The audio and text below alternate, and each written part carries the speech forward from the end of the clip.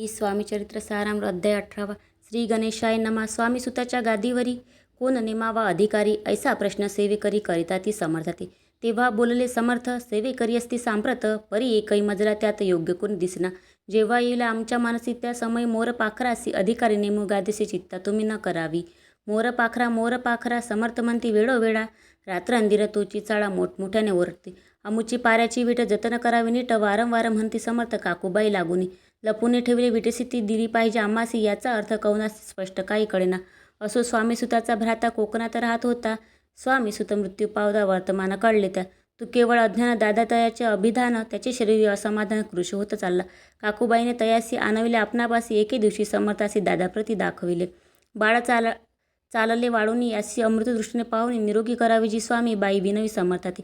समर्थ बोलले बाईसी 4 वेळा जेवू घालयासी, आरोग्य होईल बाळाचे चिंता मानसी करू नको. त्याप्रमाणे बाईकरिता दादासी झाली आरोग्यता. समर्थाची कृपा होता रोग कोठे राहिलं. केजगाव मोंगलाईत तेथे नानासाहेब भक्त त्यांनी बांधिला श्रींचा मठ, द्रव्य बहुत खर्चिले. श्रीची आज्ञा घेऊन सत्य पादुका स्थापना मठात, या कारणे अक्कलकोटी येथे दर्शन घेत समर्थाची.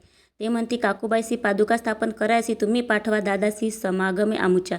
बाई म्हणे तो अज्ञाना तया तशात शरीर असमाधान, त्याची काळजी घेईल कोण सत्य सांगा मज लागी. परी आज्ञा देईल समर्थ, तरी पाठवून मी सत्य. मग समर्थाजवळी घेऊन या दादासी. समर्थी वृत्त ऐकून म्हणती द्यावे पाठवून, बाळ जरी अज्ञ तरी सांभाळू तयासी. काकूबाई बहुत प्रकारे समर्था सांगे मधुरोत्तर, दादासी पाठवणे नाही भरे वज्रावे आपण सर्वाते. समर्थ तेसी बोले त्यात तुमचे काय गेले, आम्हासी दिसले जे भले तेच आम्ही करू की.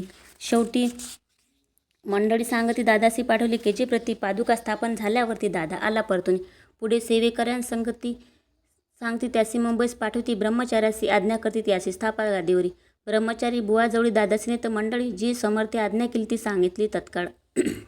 दादासी करून गोसावी, मुंबईची गादी चालवावी. स्वामी सुताची यास द्यावी कपनी झोळी निशाणा.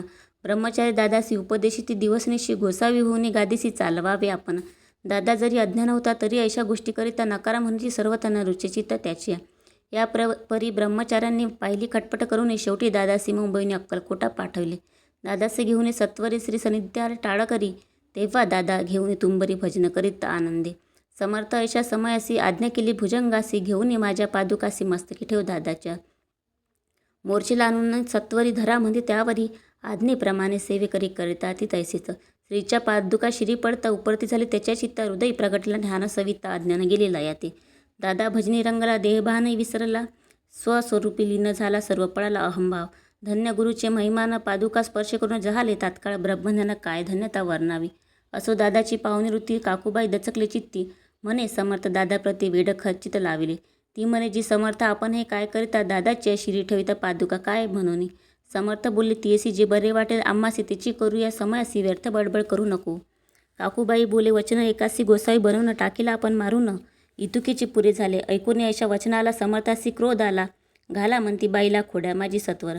काकूबाईने आकांत करून मांडीला अनर्थ नाना अपशब्द बोलत भाळपीठ स्वस्ते. परी समर्थ त्या समय लक्ष तिकडे दिले नाही. दादासी बनवले गोसावी, कपनी झोळी करपिली. दुसरे दिवशी दादासी समर्थ पाठवती भिक्षेसी. ते पाहुणे काकूबाईसी दुःख झाले अपार. लोळे समर्थाच्या चरणावरी करुणा भाकी पदर पसरी. विनवितसे नाना परी शोक करी अपार. समर्थासी हसू आले, अधिकाचे कौतुक मांडले. दादासी जवळ बोलावले, काय सांगितले तयासी. अनुसया तुझी माता, तिजपाशी भिक्षा मागाता. अवश्य म्हणून तत्वता जननी जवळी पातला. ऐसे बाईने पाहुणे क्रोधावित अंतकरी म्हणे तुझे हे करणे लोकापदा कारण. भिक्षांना आपण सेवावे हे नवेची जाणं बरवे. चाळे अवघे सोडावे संसारी व्हावे सुखाने. ऐकून मातेची उक्ती दादा तिच्याप्रती बोलती, अहिक सुखे तुच्छ गमती. माते आजपासून पुत्राचे ऐकून वचन उदास झाले तिचे मन. असो दादा गोसावी होऊन स्वामी भजनी रंगले. काही दिवस झाल्यावरी मग आले मुंबापुरी. स्वामी सुताच्या गादीवरी बसून संस्था चालवली. ते दादाबुवा सांप्रती मुंबई माझी वास्तव करीती. काकूबाई अक्कलकोटी वसताती आनंदी.